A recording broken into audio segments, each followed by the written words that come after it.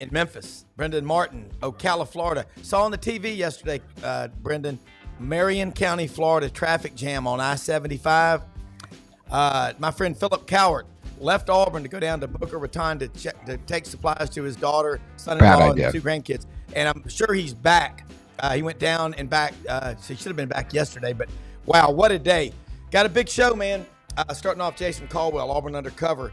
What's going on the plains? Hang on to that recruiting class, Auburn. Don't cannibalize yourself. Mitch Davis, MitchDavisShow.com. Mitch always, never bashful about his opinions. That's what we love about him. Vince Ferrara, the sports animal in Knoxville. David Whitley, Gainesville Sun, great writer. Big part of the Buddy Martin show. Was on with him last night. Looking forward to him. The first time he's been on. We will cover all 16 SEC teams. Smash the subscribe button in the bottom right-hand corner.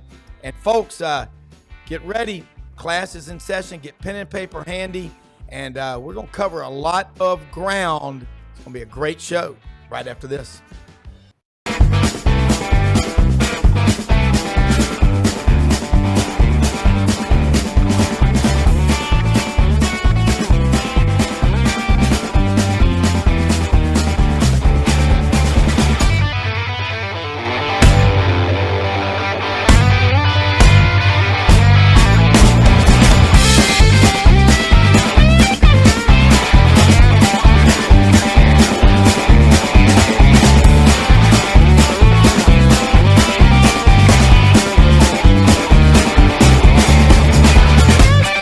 Sidelines with Rob Brown. Talk sporty to me.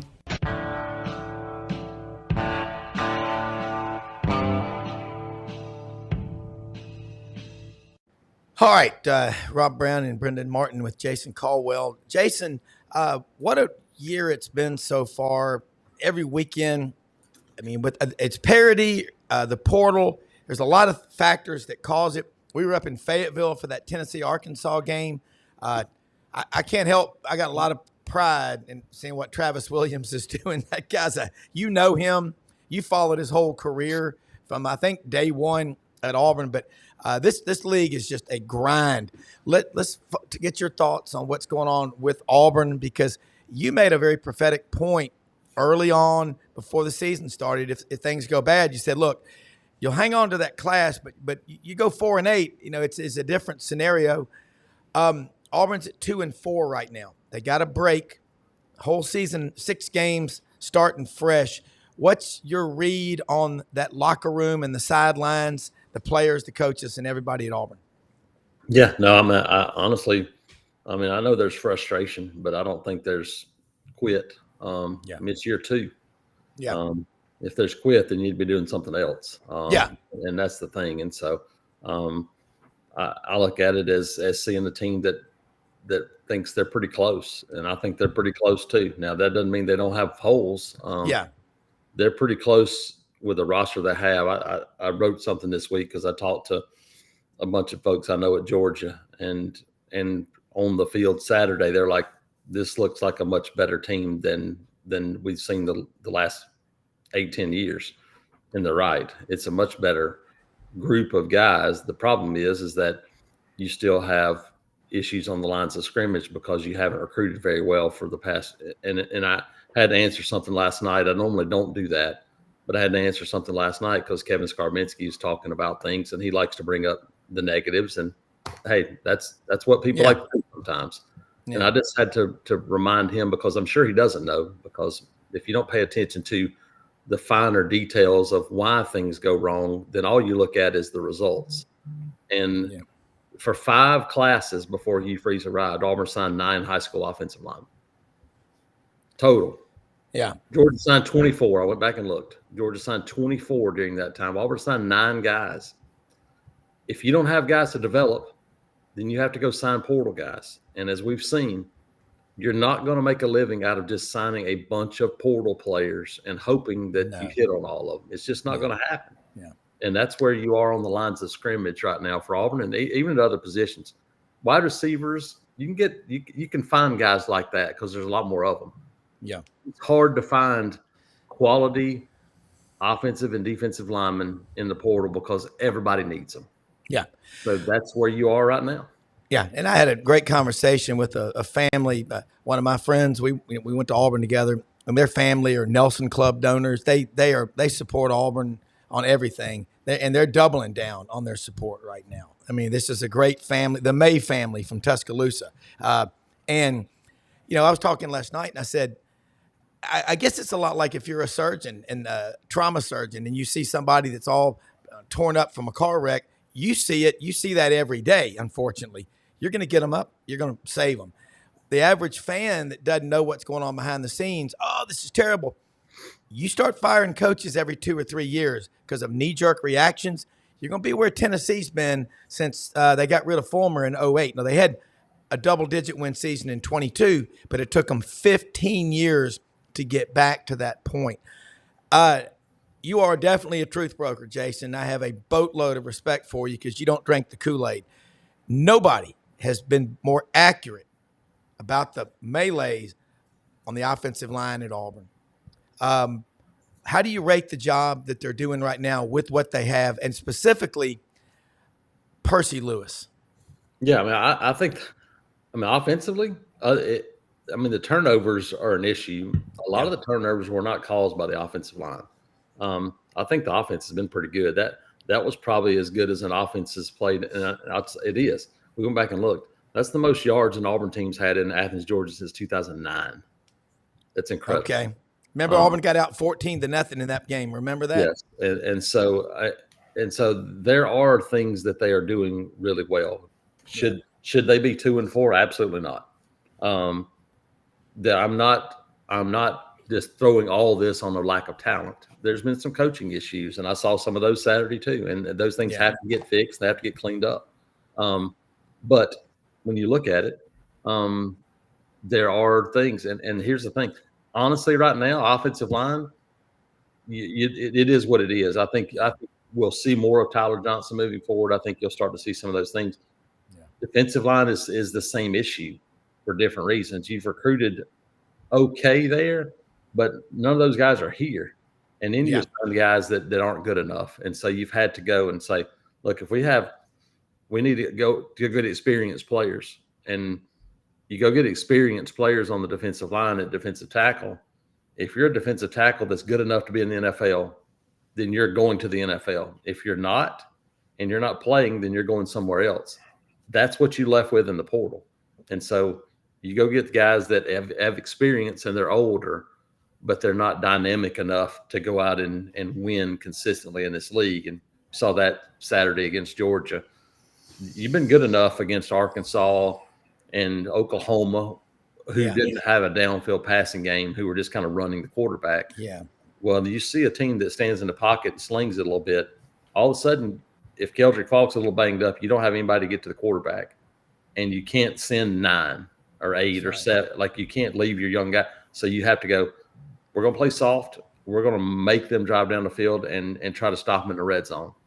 When you can't stop them in the red zone, you're just not quite good enough. And so lines of scrimmage, they've been good enough to win, but they're not good enough to go still yet compete at the highest levels. I mean, Auburn is a lot like, if you know anything about all this AI, NVIDIA is a stock. It's a big company. Just did a 10-for-1 split. My son was meeting with somebody recently that bought it and held it even when it fell to 29 cents a share. And that holding that they have is now worth over $150 million. Auburn looks like a stock about ready to break out. What of the young guys that are there, who's impressed you the most? And what are you seeing out of them that makes you think they're tough enough to get through these next 6 games? Because you're right. Anybody that quits, they're in the wrong profession. Yeah, I think the young guys on defense have been really good. Caleb Harris is a guy that I like from the get-go, especially seeing him last year as a senior at Thompson and watching his development and growth. You need playing in a program like that. This was a guy that was going to be able to come in and help out. The difference, I think, for him is that he wasn't one of these guys that you looked at as a sophomore and go, hey, he's already developed. He's a 5-star guy. There he is. He's had to continue to work, and I think that's been big for him. DeMarcus Riddick, obviously, is a guy. And you look at from a program that wasn't a Thompson or one of those places, at Chilton County, and you say, man, he hasn't even scratched the surface. And now you start to see some of those things happening as an outside linebacker. And I think he's going to be really valuable second half because Brady Cook can run. And you look at his athleticism. Obviously, Diego Pavia at Vandy can run and get outside and do things. Jalen Milroe can obviously run and get outside and do things. Texas A&M with Connor Wegman can run.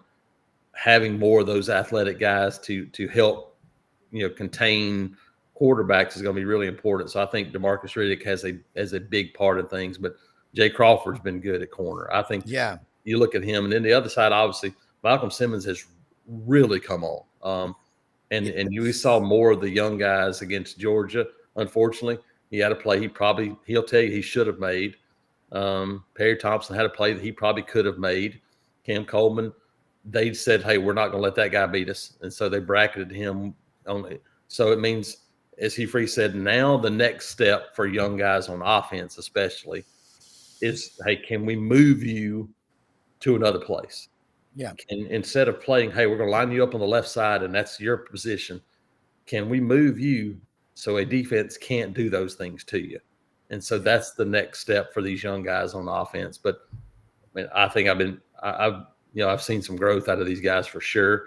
Even the second-year guys, Keldrick Falk has taken a huge step forward and become the guy that we thought he could be.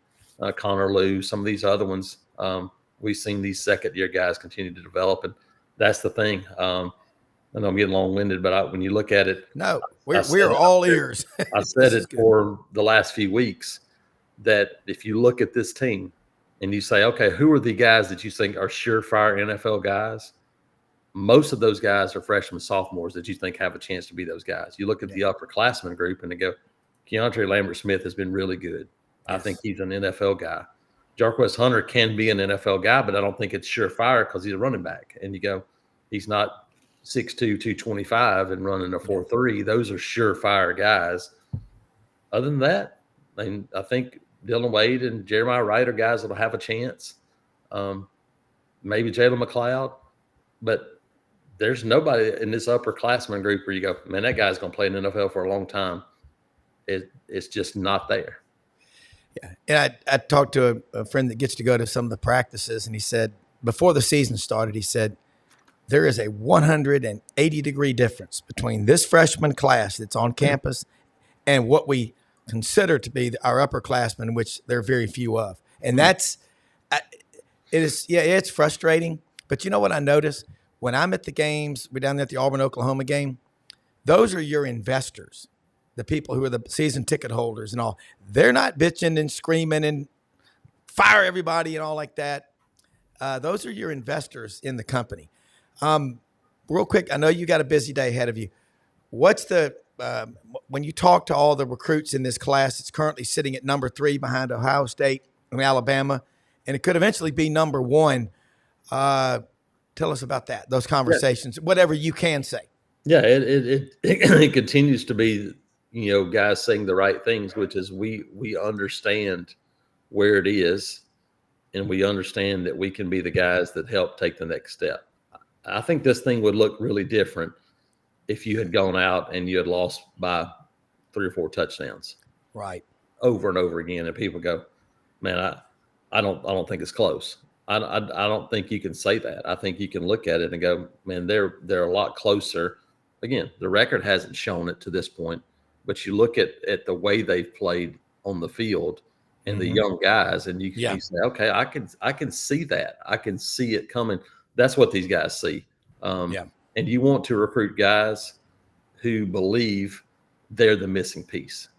You don't want to recruit guys go, oh, we're never going to be any good. Well, you can help that. You want guys to go, man, I'm the guy that's going to make the difference. And they're recruiting some of those guys like that. And so that's what you want. You want guys to go, all right, I'm the guy that's going to take them over the top. And right now they got a bunch of those guys. We'll see what happens. Here's the thing. Ohio State, Georgia, Alabama, no matter who it is, everybody's going to lose guys because of the way this thing works now, because of the money involved. Somebody's going to come up and go, oh, hey, I like this guy a whole lot. Let's see how much we could. And not everybody's going to be able to be bought. Some will. Yeah. And so that's the world we live in now. But I think this class has held together pretty strongly so far. And I think if you go out second half, say, hey, go win a couple of games and show that, hey, we told you this thing's on the right track, then this class will be good. Yeah, and the reason I put so much stock in what you say is I've followed you since you started covering Auburn, and you're pretty damn accurate. And Auburn's about to have a breakout, as painful as it is. It's like trying to pass a kidney stone on your own, watching this. But they're real close.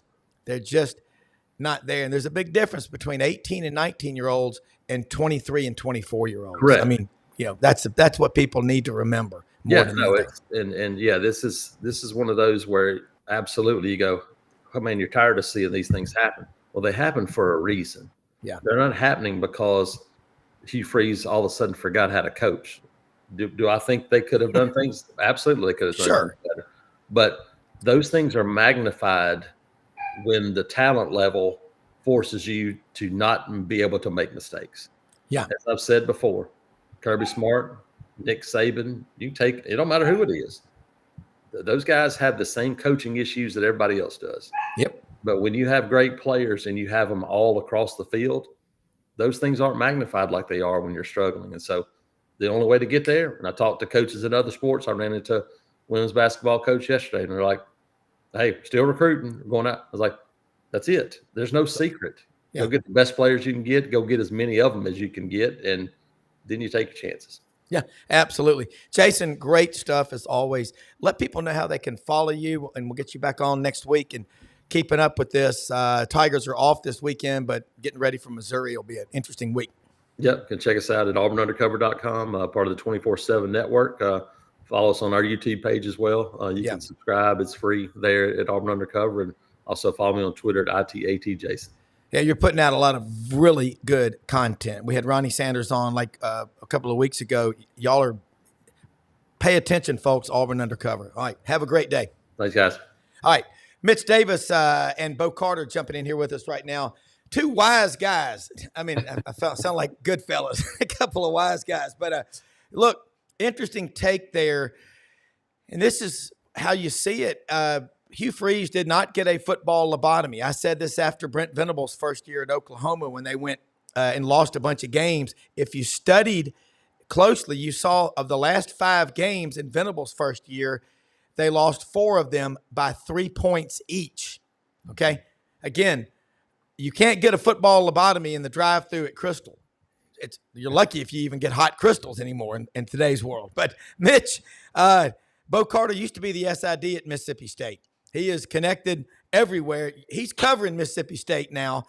What's going on down there with Jeff Lebby? The world we live in, the microwave world.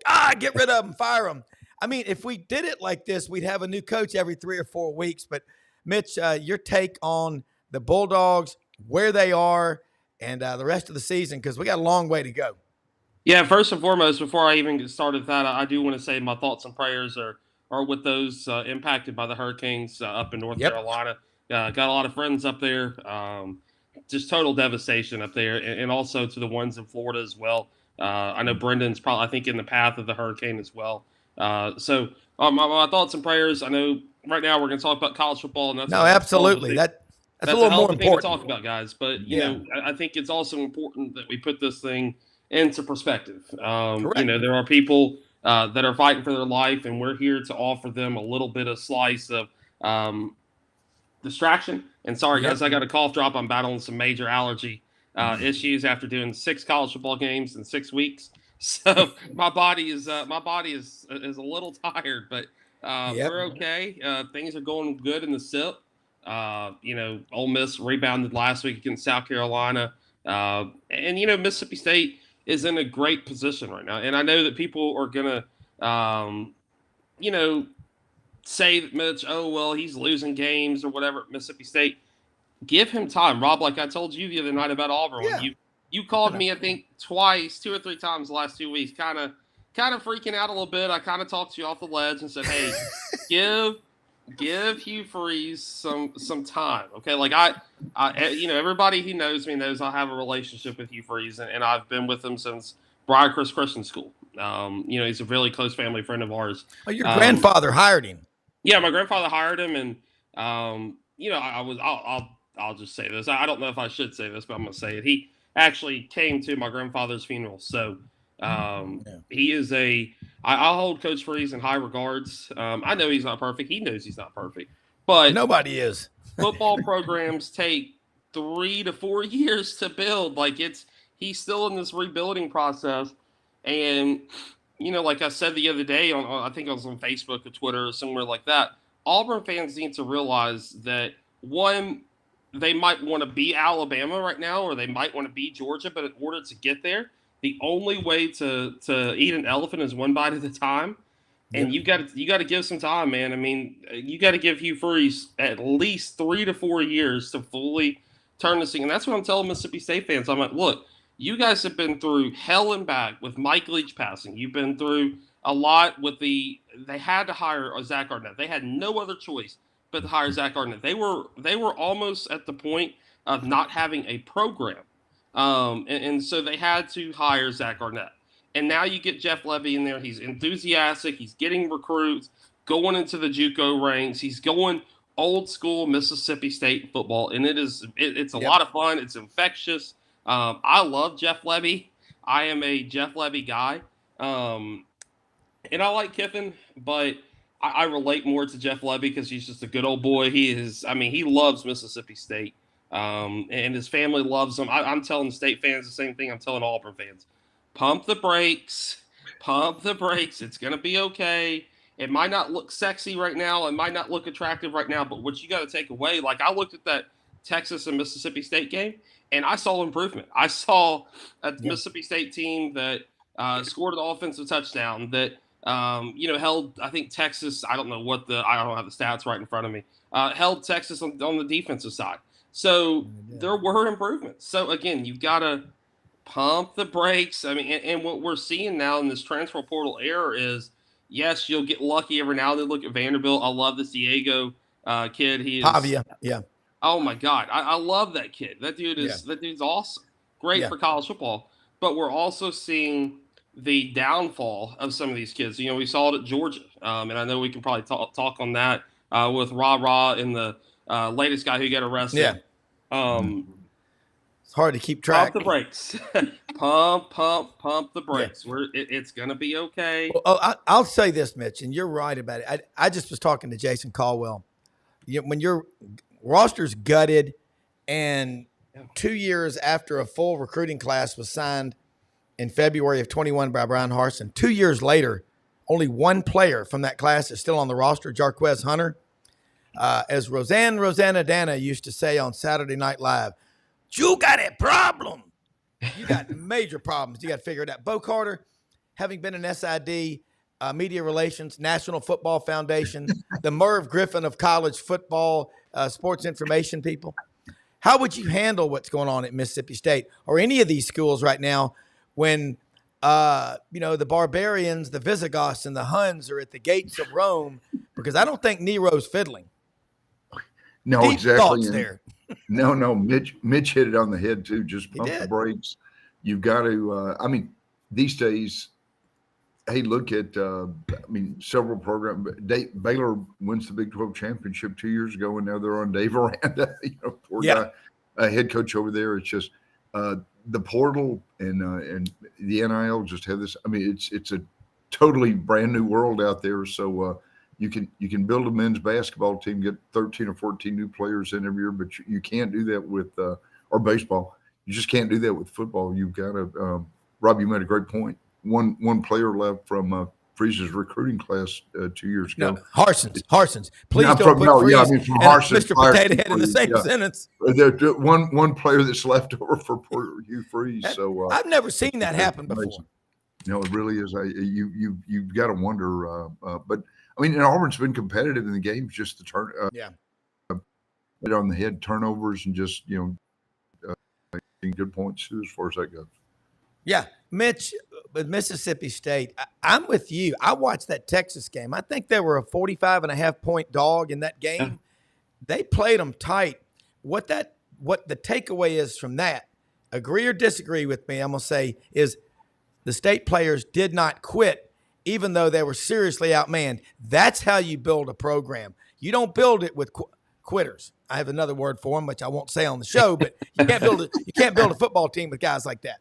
Yeah, and I think that, what we're seeing with Mississippi State is guys that are going all in with Coach Levy. They're saying, you know what, Coach Levy is our coach. He's going to take us to the promised land. And what people forget is Mississippi State only returned 5 total starters on both sides of the ball last season. They only returned 5 total starters on both sides of the ball this year. Wow. They didn't have anybody coming back in. They didn't have the starters. They didn't have that experience. And now that they're getting experience, look at Stone Blanton. Stone Blanton's a beast in the middle. And then you go down the list and you go look at, okay, Blake Shapen got hurt. So what's going to happen? All right, Michael Van Buren, the future of the quarterback position at Mississippi State, stepped up, scored an offensive touchdown, did it with his legs. So it's not conventional. But I've been telling people, and I wrote this in an article last week. I said, look, there's this feeling that you get that Mississippi State is going to pull off some kind of upset this year. I don't know if it's going to be over Texas A&M or if it's going to be Mizzou or if it's going to be in the Egg Bowl, which weird. Bo and Rob, y'all know the Egg Bowl is weird. The Egg Bowl, weird, crazy stuff happens. And like things you don't expect to happen in that game. So that's kind of, again, I'm pump the brakes. It's going to be okay. There's a lot of momentum in Starkville. Basketball's doing really well. Baseball's on the rise again. Softball, women's basketball. Go down the list. And Mississippi State and also Ole Miss. And Rob, I've said this on your show before. There is something happening in the state of Mississippi right now that is so hard to describe to people outside of the state, but it's so infectious. It's almost a revival of some sorts in the state. Economically, people are moving to Mississippi. I decided to leave Memphis, of all places, to move to Mississippi. I love Memphis, and I'm a Tiger fan through and through, and I will always be a Tiger fan. But I moved to Mississippi. I chose to come here because there is something, I can't describe it, because there is something and it started with those 2 national championships in baseball. And now it's kind of turned into, we're Mississippi, and we're damn proud of that. And it is so infectious. Like you go to Vaught Hemingway, or you go to Davis Wade, or even you go down to the Rock, and people are proud of what the state is producing. The JUCO ranks, they're breaking attendance records. I know Northwest, they're averaging over 10,000 a game. East Mississippi is averaging over 8,000-9,000 a game for JUCO college football.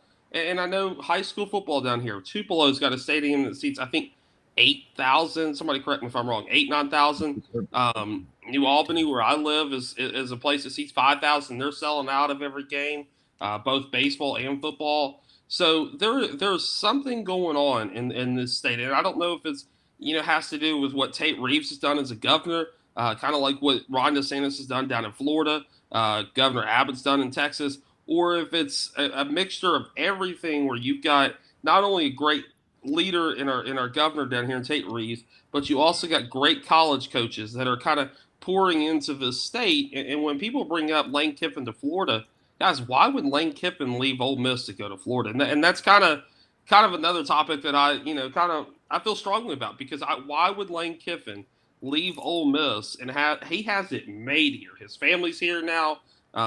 His son is a freshman at Oxford High School. His daughter is a freshman at Ole Miss. Why? His girlfriend is here. Why would he leave Ole Miss, where he has it made, where he is a god, to go to Florida? Well, I mean, obviously they've won 3 national championships in 96, 06, and 08, and the recruiting is ginormous. But why go there and have to rebuild versus what you have there now? I'll tell you something interesting about this.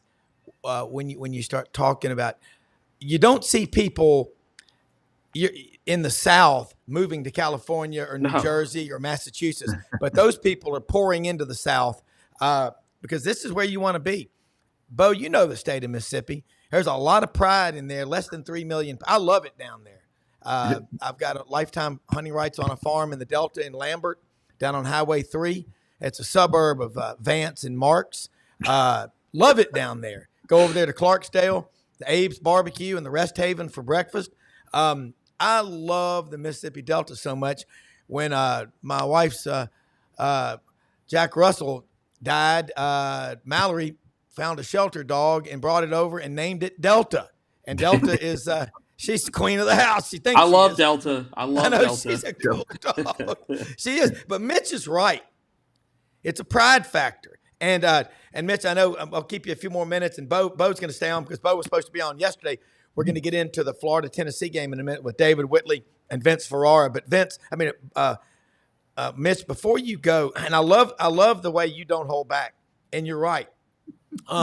You're looking at what's going on at Mississippi State. Baseball, you win a national championship. It just makes people believe, okay, wow, I'll put some money in there. And there's somebody at Mississippi State, one of your boosters, alumni from Houston, gave you $100 million a couple of years ago. That's a good start because other people will go, wow, I think I'll write some checks. Bo and Mitch, before you go, let people know how they can follow you, keep up with all the great work, because you're very active on Twix, which is a good thing. You ain't afraid to say what you're thinking. I have not been on the about to jump. I hate losing. I detest it. And apathy is what'll take you out. I guess you could say Rob Brown is non-apathetic. Rob, I will say I'm gonna start billing you for therapy hours every time. After game, yeah. Bo, I promise you, I swear to God, I can pull up messages here from Rob Brown. You know, I won't go into detail, but I promise you, I'm gonna start billing him for being his therapist. And what's funny is I usually do it after I've had a couple bourbons, after I cover a game or I go whatever. So me and Rob have some good conversations. Oh, it's fun. It's a lot of fun. 11 o'clock. My wife's like, "Who are you talking to?" And I'm like, Rob Brown, man. He's called me. I'm being his therapist again. So, oh God. But guys, you can follow me on Twitter or at Mitch Davis _8. If you get on there today, I have draw the masses, and I pissed off a lot of Grizzlies fans because I think the Grizzlies are extorting the Memphis Tigers for money. That is a well-known thing now. They're taking money from the state that should be used to go to Memphis State, and they're using that for rosters or upgrades to the form or whatever. So somebody made a comment yesterday about concessions. I said, let the Grizzlies walk, let them go to Nashville, let them go wherever, and just be a town of Memphis State where the money goes towards the University of Memphis. That upsets some people. But also the MitchDavisShow.com podcast, the Mitch Davis Show, wherever you listen to that. I'm everywhere. About to be crossover season. We've got Ole Miss and Illinois in a charity basketball game on October 27th. So it's going to be a lot of fun, guys, and I really appreciate y'all having me on. Bo, it's always good to see you. Yeah. And Rob, I know you got a bye week this week, but the therapist line will be open. So just don't bother me. 1-800 don't jump. Don't jump. Yeah, 1-800 the therapist is open. All right, we will be talking more about it. That is, you're right. And when I calm down, I just go, you know what? It's going to be okay. Again, it's like passing a kidney stone. Drink more cranberry juice is all I can say. All right. I'm gonna get you a little bit more better bourbon. I think your problem is you're drinking too much Ham's beer. I know. You're kind of clouded a little bit. Yeah. You need some good Republican, good bourbon that kind of calms you down. Yeah, Knob Creek or Woodford Reserve. Yeah. I need to get you some Eagle Rare, get you some Woodford. You'll be okay. It's okay. But guys, thank y'all for having me on. I appreciate you, and y'all have a great day. Salute. You do too, Mitch. Great stuff as always. Vince Ferrara, 99.1, the sports animal up in Knoxville, is going to check in with us here in just a minute. And David Whitley, the Gainesville Sun, looking forward to this. Man, where do you start? Let me say real quick about our sponsors. RumbleBoxingGym.com, located 1835 Union Avenue, Midtown Memphis, Union and McLean. Open every day. Weekdays, about 5 in the morning, you can get in there and get great workouts. How you fight is how you live. Absolutely great for team building, corporate discounts. You know what? There are no discounts in good health, fire extinguishers, parachutes, and brain surgery. Take care of yourself. Invest in your body. Also, the Vitamin Shop. 2 locations. Olive Branch, Mississippi, on the Memphis side of Mississippi in DeSoto County, And in Oxford, Mississippi, out on Jackson Avenue, next to Dick's, the vitamin shop, they've got shot blocks, goo, prebiotics, probiotics, pre-workout, post-workout. I use this prebiotic stuff. I put a teaspoon in the coffee in the morning, which makes me kind of jacked up. But I guess I'm that way anyway. But they have everybody there knows what they're doing. Their staff is trained. They know what they are doing. And another thing I'll remind you of, it's about duck season starts November 16th. It's getting close. Web-Footed Kennels, Jonesboro, Arkansas. My friend Chris Aiken, love this guy, has 8 people on the staff working with him. They have a 225-acre pristine training ground with every technical pond, hills, everything for training. So awesome stuff. But our sponsors are the best. And then Hewlett and Dunn Boot and Clothing Company out on the historic square in Collierville, Tennessee. It is incredible what they have. I was out there Monday. All the new stuff is coming in. Men's and women's clothes and over 7,000 pairs of boots.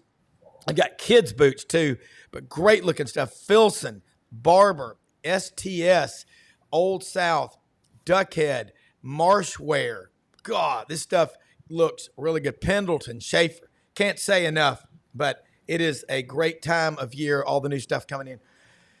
Vince Ferrara, I was in Knoxville with Audrey at that Arkansas game, and we were sitting with Arkansas people in the club section. So, again, she's a Tennessee fan. I'm Auburn. It was really cool to watch. She was so frustrated. I think the end of the game, that Tennessee player that looked like he stepped out of the way of Malachi when he scored the touchdown, I don't know, what was that about?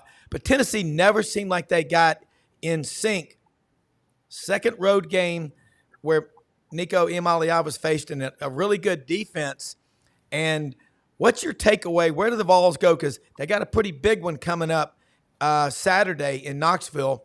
And David Whitley of the Gainesville Sun is going to be on with us. Dudley had to switch days this week, our normal lineup we do. But what's your takeaway in looking ahead? Yeah, good to be on with you guys.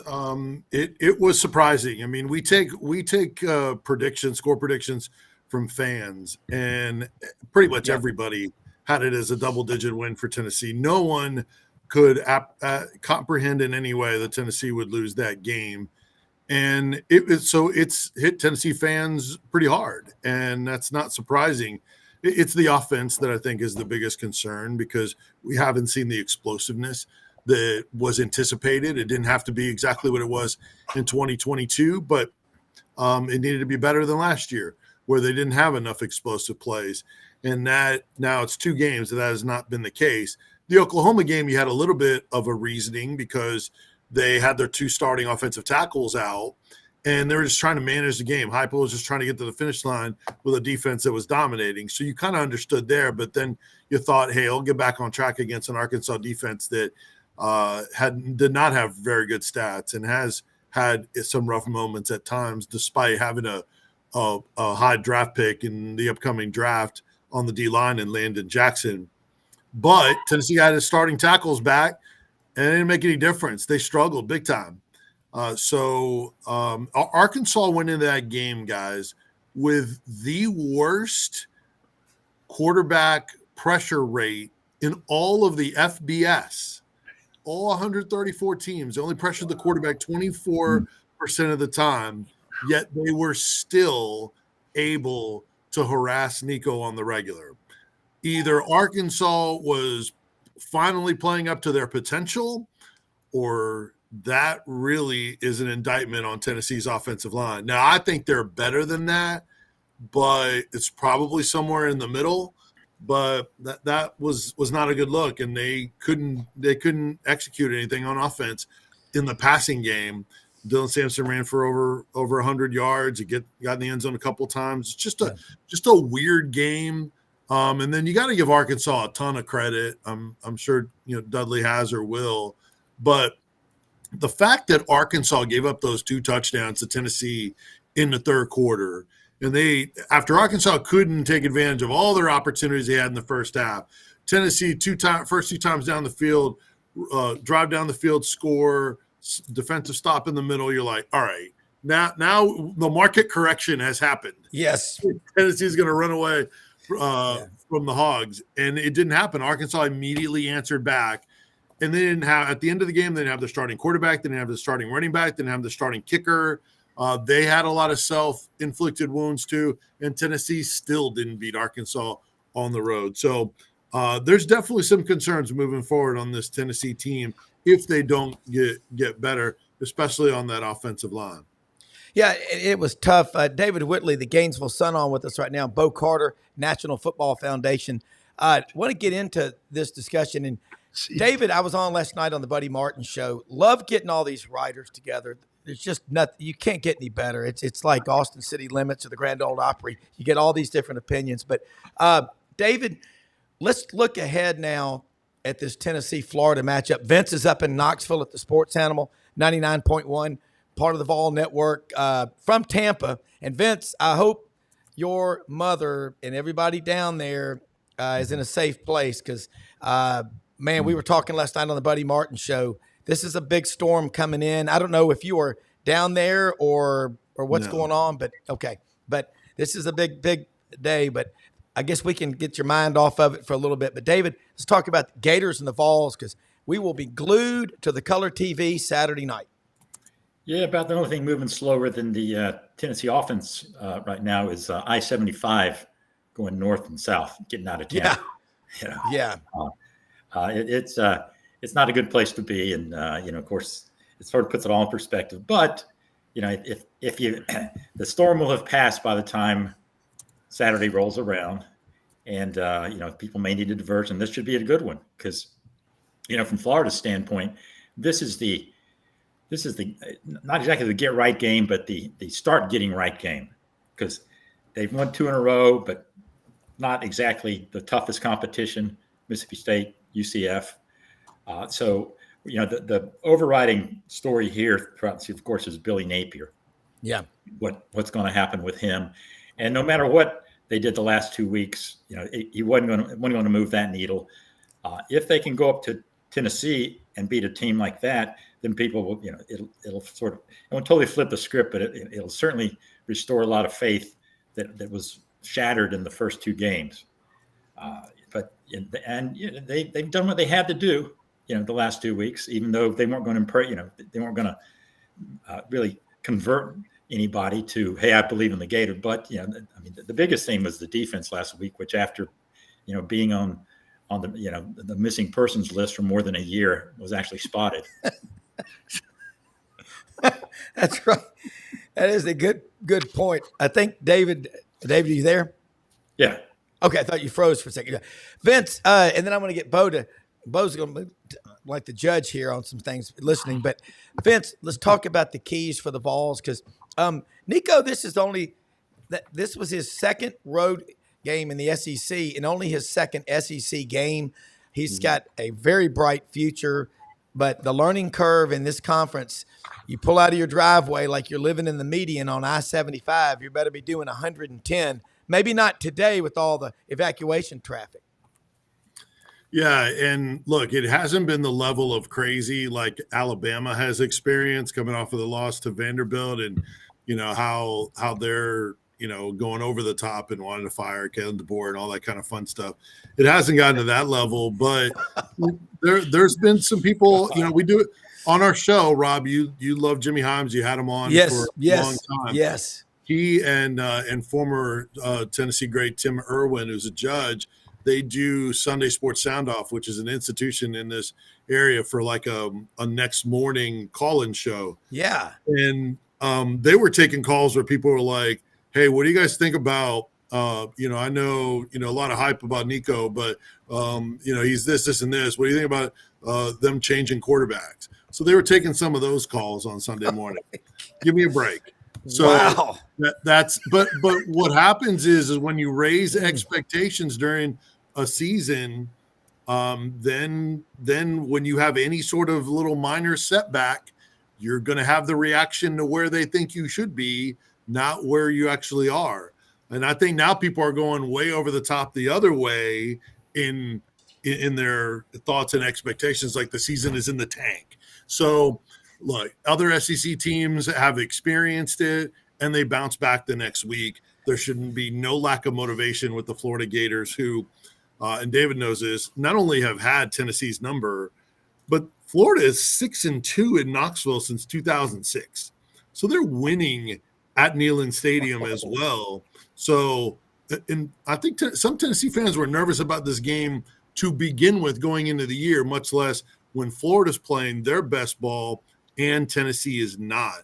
So from my standpoint, I think the 2-quarterback system is interesting, the way they're making it work, because typically it does not. Those guys have been both very efficient. We saw Graham Mertz play really well last year. And then Lagway has settled in and seems to know his role. And then obviously they're playing a little bit better on the offensive line, running the ball. So they're doing, they were improved on run defense last week against UCF. Still, I don't think they've been fully tested yet. UCF maybe not what might have been projected by Vegas and some others. But I still think it's a Florida team that we've seen many times here in covering the Vols that plays above where they're at going into the game. Whether they're struggling or not, they seem to – whether they can throw the football or not, they seem to figure it out and throw for 300 yards against Tennessee. So kind of expecting an even higher level from the Florida Gators. We'll see when we get from Tennessee, who at least from their standpoint plays much better at home than they do on the road. Bo Carter, I want to get your thoughts on what both of these guys have said, because they both know Florida in David's case, Vince, Tennessee. And I want to say the Alabama fans will be very patient and understanding with Kalen DeBoer no matter what happens. It's just proven. We're all so rational. So, Bo, weigh in here real quick. Love this conversation, man. This is really insightful. Well, you had Ken Capps, all the Texas people are all overjoyed that yes. Vanderbilt helped Texas jump back to number one. So next on the plank. Pick your poison out there. Yeah. But no, it's great to see Dave again too. Oh, so good to identify. I'm sorry I missed your Big 12 Media Days. But it's with again, as we mentioned before, transfer portal, NIL, Vanderbilt took about half the New Mexico State team over with them, and former coach Jerry Kill, their offensive coordinator, a couple other people. So it's man, you can develop some instant talent, and what people just need to be patient with the coaches. The guys have hit on this very well. I mean, you can't judge one game or two games or 5 games, or especially Rob, you hit it on the head with Hugh Freeze too. I think people are jumping the gun on that a little bit. The SEC is brutal, and I think Oklahoma's found out about that already, and Texas is getting ready to wade deeper into the swamp here. So it's got no pun intended to the Gators, but the whole thing is just so competitive, as opposed to the Big 12, where you got a lot of passing offenses and teams that play finesse. The SECs just get out there and just take it to the limits every week, and man, you're going to go to those whirlpools on Saturday, Sunday, and Monday, and try to work out the kinks after these physical games. Yeah, and David, this along that line, I mean, Texas has not experienced the grind. I mean, like they're about to see. They play the Red River Shootout Saturday in Dallas. The Texas State Fair will be going on. Then the next week they go home and play Georgia. So interesting take. And the Gator program. Florida, Tennessee is a magical – it's a great rivalry no matter what, because there's always going to be some interesting storylines. What are they? Well, where do you start? You're right. From a historical standpoint, it's funny. Vince is right. There's something about this series that sort of, one team, they're like a ghost to the other team, think, oh, here we go again. Like something's always going to go wrong. And I think – you can probably trace it to Steve Spurrier. As a high schooler, Tennessee kid, instead of going to Tennessee, going to Florida, which basically changed the course of Western civilization in Florida. Those are some the clashes that they had in the 90s, and he took special joy out of beating Tennessee and Georgia more than anybody. And twisting the knife, and those are some great games. Great, people still talk about Peyton never beat us, kind of thing, beat everybody else, and those are just kind of things that happen. And I did notice looking over this thing that Tennessee won the first 10 games in this series, starting in 1916. So, but then again, that was before Spurrier was a gleam in anybody's eye. So, that's right. Before the world started working. Yeah. But I mean, you're right. Even the last few years where Tennessee has been trending up and Florida's been trending down, Florida plays pretty well against them. I mean, they played their best. I mentioned the defense has been lost for a year. The last time it was really spotted was against Tennessee last year. Yeah. And, they sort of exposed Joe Milton. And now, new QB, different set of questions, but the questions are there.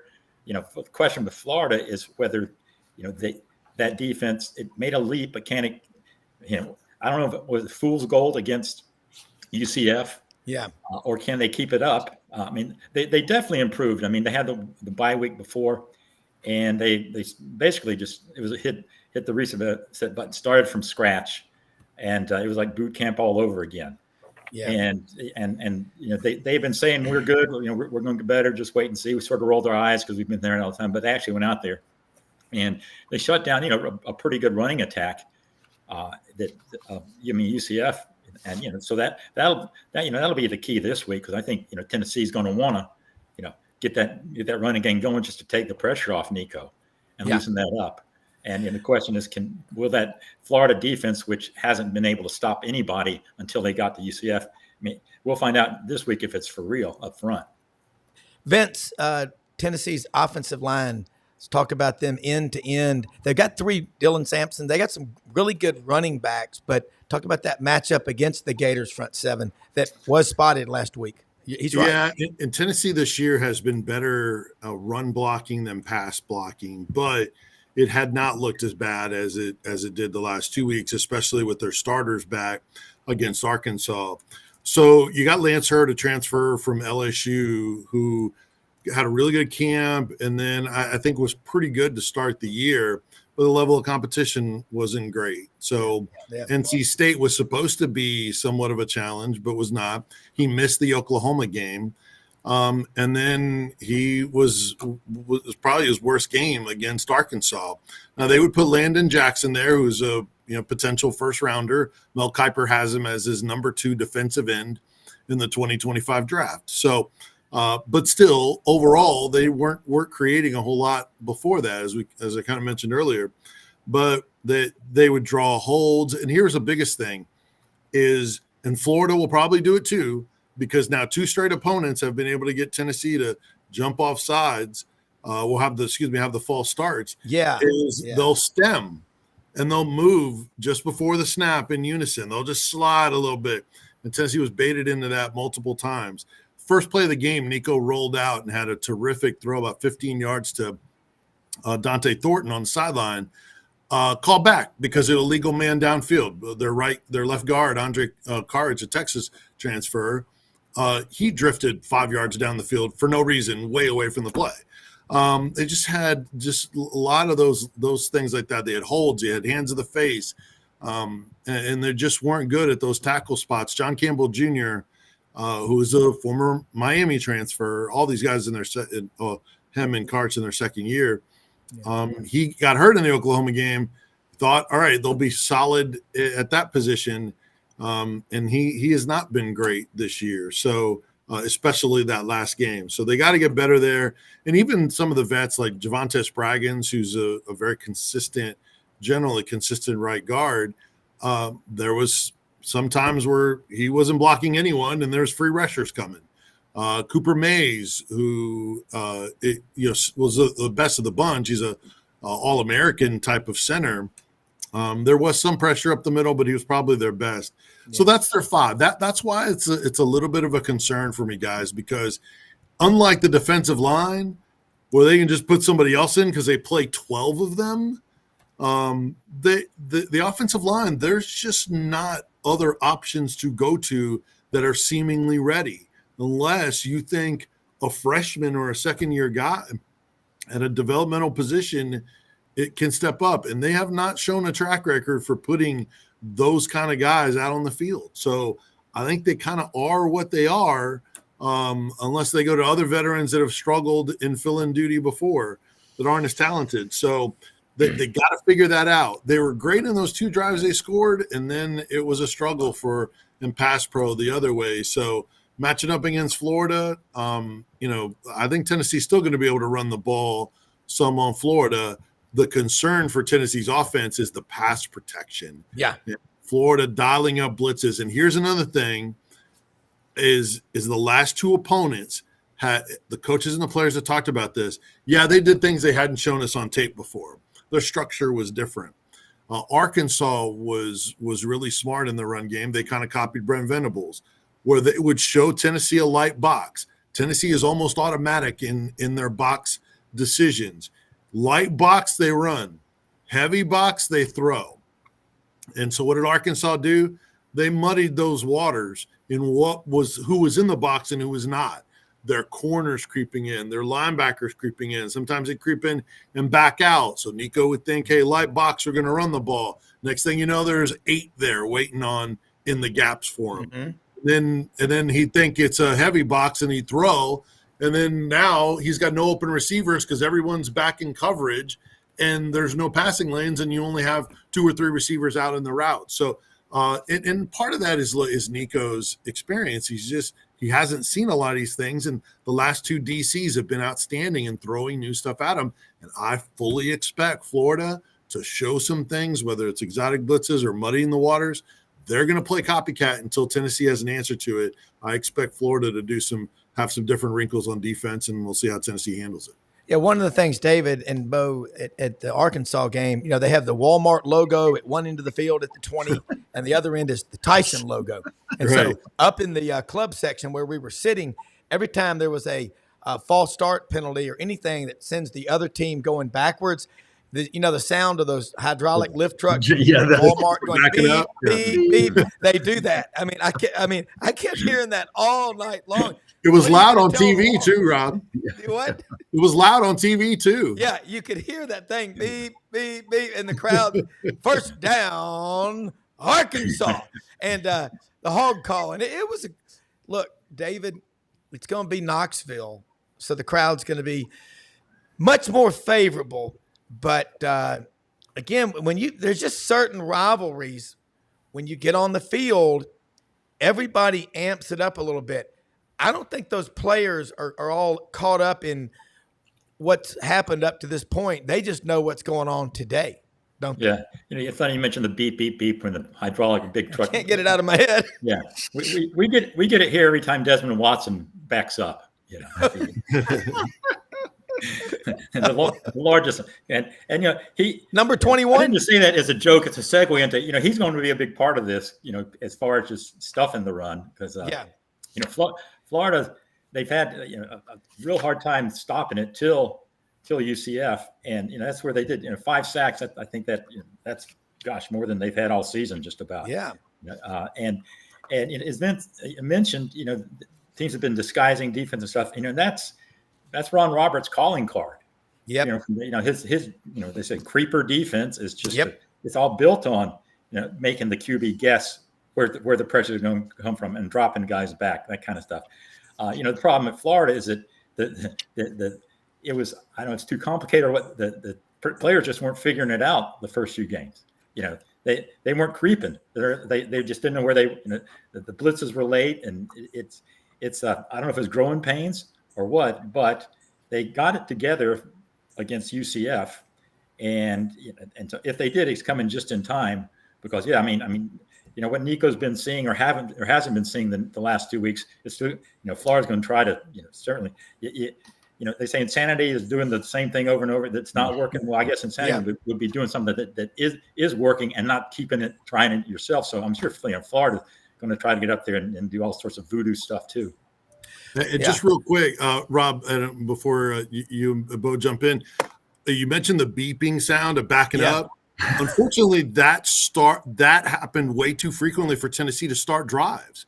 So now you have a young quarterback on the road, and now you're at 1st and 15. So you're limited in your run game. You're limited in your calls. You're playing behind the chains. And unfortunately, that has been too frequent for Tennessee, and it has been on the road. That was the case. That hurts you. If Tennessee also, when that happens, they can't get in their tempo. And that's such a big weapon for them when they start a drive 1st and 15 and then have just 3 yards on 2nd down with a run up the middle. You can't get your tempo going.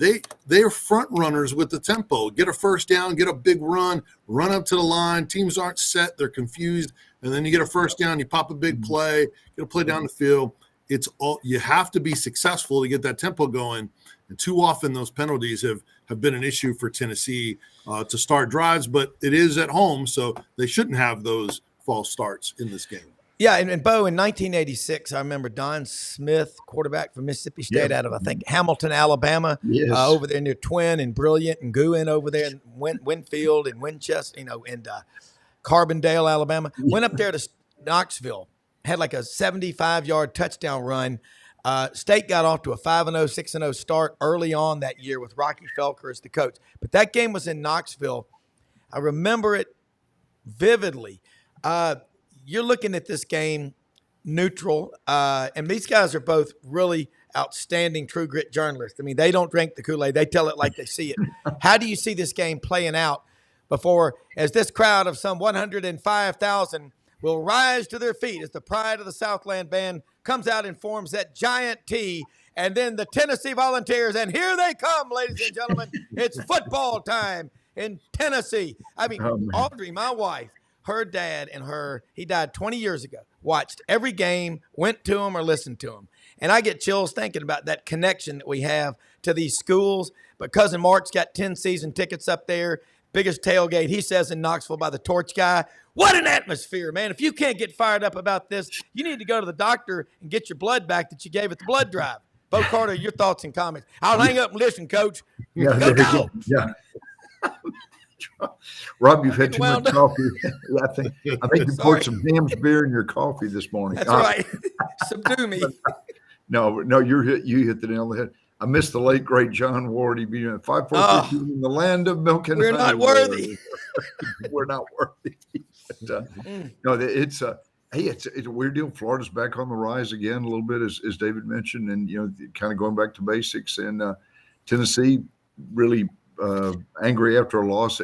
Giant upset at Arkansas, similar to the Vanderbilt Alabama game. So you've got two angry teams fighting it out up there, and you guys hit the nail on the head. That's one of the SEC's great rivalries that just developed over the years, and Spurrier kind of took over for a while. But it will be a very hostile atmosphere for the Gators in Knoxville Saturday. Yeah, and then Vince, you get. I can't imagine. We did a pop-up show on this channel. Remember after the Texas A&M loss? Wow, the raw emotions that you get. And y'all, we're all old enough to remember back in the days. I know on the Auburn Network, everybody did it. You would have an offensive and a defensive coach would have to go on the post-game show and take calls from fans who, after a loss at Auburn or Alabama, always are very reasonable and calm and collected. I mean, you couldn't beep enough, like, beep, beep, beep, beep. Could you say something that we can put on the air? Because, and it's always, this here's J. Rodney Scroggins Jr. III. I'm down here in Pine Level, Alabama, Coach. I'm going to tell you something. Y'all suck. And then it just became crazy. But Vince, and the Tennessee, the passion, the Vol walk. By the way, I scoured the sidelines. Audrey and I both did Saturday night up in Fayetteville. I didn't see the real Smokey. I saw the mascot. I saw Davy Crockett. I saw all that. Smokey did not travel. That might have been why they lost. I'm just saying. But let's talk about that atmosphere for Saturday night. Yeah, I think it's a new, younger Smokey, and he's still getting acclimated even to the large crowd. So I don't think even at home yet, they kind of bring him in just a little bit, not throughout. So young pup still working his way into the acclimation process with the people. Sort of like Nico. Yeah. But as far as the atmosphere, it's amazing, and it will be. We gather. I'm on the Vol Network pregame show. Gate 21. They have like an outdoor amphitheater out there. Fans just all sitting in the seats there and watch the Vol Network pregame show on a stage there. And just the crowds just waiting for all those gates open up, and then just so many people on the stand band coming through and the vol running through the tee. It's just there's so many amazing traditions on game day that really resonate not only with all the Tennessee fans and players and coaches, but opposing fans too. You don't. It's hard if you take it all in. It's hard not to be impressed by the passion and the numbers that are out there and what they all do. Yeah, and just like in the Swamp, David, I've been a few games there. That is an incredible place. The world's largest outdoor steam room. I mean, it's like they bring in the heat from hell. I mean, it is so hot, but that's what makes it the Swamp. And David, we'll wrap up here in a second. God, this is college football every week. There's so many great storylines, but are Gator fans, in your opinion, you can't pull against your Gators, but a lot of them are ready to move on from Billy Napier. I don't know if Billy Napier's, maybe he's ready to move on from this chapter in his life too, but no Gator fan that I know is going to pull against the Gators Saturday night. So what do you think is going to happen? It's going to be an incredible atmosphere. Yeah. Well, Billy's not ready to move on, but you're right. That it will be interesting to see how that develops if he does not turn, but start. If he pulls off a win in the next couple of beats Tennessee and Kentucky, but they finish sort of Midland 6-6. So fans are gonna be, oh great, but now we got another year. And so, but that remains to be seen. First things first, and they got to win a few of these games. And it's interesting to me though that if they did manage to pull it off this week, I mean, Josh Heupel would have lost to Sam Pittman and Billy Napier 2 weeks in a row. The two hot seat guys. He'd be like, the human fire extinguisher putting out hot seat. Yeah, that won't go over well. That will not go over well. So we'll take your thoughts and prayers about our call-in shows next week if that happens. And they will have either the same record or worse conference record as Vanderbilt 3 games in. If they lose this game, somebody is going to be really upset. I mean, neither Tennessee or Florida is going to be 1-2. With all the college football playoff talk, that if that happens, people are going to lose it. But what happened last week, guys, is losing to Arkansas. Now, if Tennessee does have hopes for a college football playoff, they're going to have to beat either Georgia or Alabama. There's no way around that. And if they do, it'll be impressive because those teams will be ranked high. And we'll see what comes of Arkansas. If Arkansas ends up having a good year, that might not be the worst loss in the world to anchor you down if they end up being a good team, because it is a road game to a good team. But that's what it does, is it cuts your margin of error. They're still alive in this, but they're going to have to win one of those big games. But you got to take care of your business in your other games to set up the opportunities for those other games. And the only way is for them to get better than they were last week. I heard a great quote to describe a team. If you got a bunch of guys on there that don't care about losing, don't give oxygen to somebody when the plane's going down that doesn't mind dying. You've got to have a roster full of guys that want it. Bo Carter, when you look at this, we'll close out. Last question for each of y'all, 10-second answer. Out of this, I like this. Gil Lawson, out of Bama, Tennessee, and Georgia, who is most likely to not make the playoff? I'll start with Bo, and then Vince, and then David. Probably Vanderbilt. No, I'm had to get a Randy plug in there, Rob. No, I don't know. What's that horn? Yeah, the foghorn or whatever. But no, I'll be honest, it's too close to call on either. It's the SEC is so balanced and tough. Well, you got to pick one though. No, well, I'll say Georgia. They're sort of up and down. Okay, Vince. I might say Tennessee, because Tennessee has 2 very difficult games in Georgia and Alabama. Alabama has Tennessee, and their next toughest game is LSU. And then Georgia has a lot of tough games too. Texas, Ole Miss, Tennessee. So I might change that to Georgia, actually, thinking about it, because their schedule is even tougher. So we'll go with Georgia. David Whitley, you're on the block. By coincidence, I'm wearing red, Georgia red, but that doesn't mean that I'm a dog. Yeah. But yeah, I mean, I Georgia. I think Georgia could probably sneak in with three losses if any team could into the playoffs.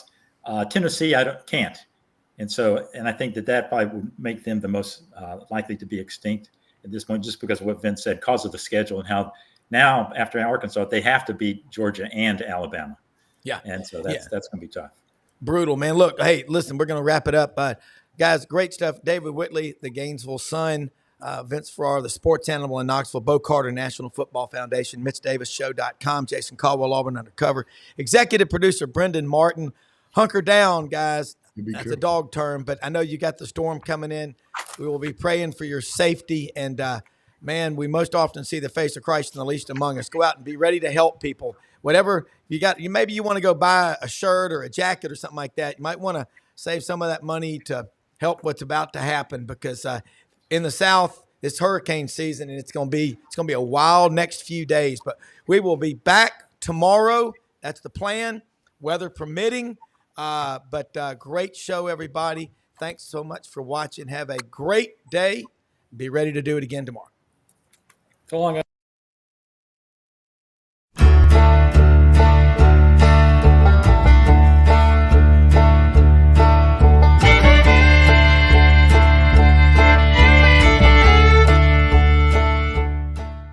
In a perfect world, you'd set a health goal and results would happen overnight.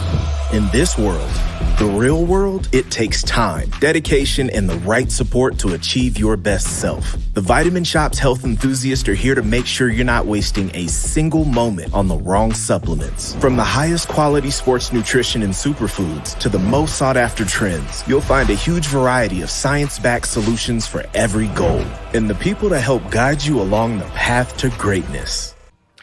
Unbelievably, every 2 minutes in our communities, a child is either bought or sold for sex. I am R.A. Dickey, board member for the Nashville Anti-Human Trafficking Coalition. Join me and millions of others in our fight against human trafficking and for its victims by helping to educate the most vulnerable among us, our middle and high school students. Go to nhtcoalition.org, become a partner, and help keep our families safe, because none of God's children are for sale.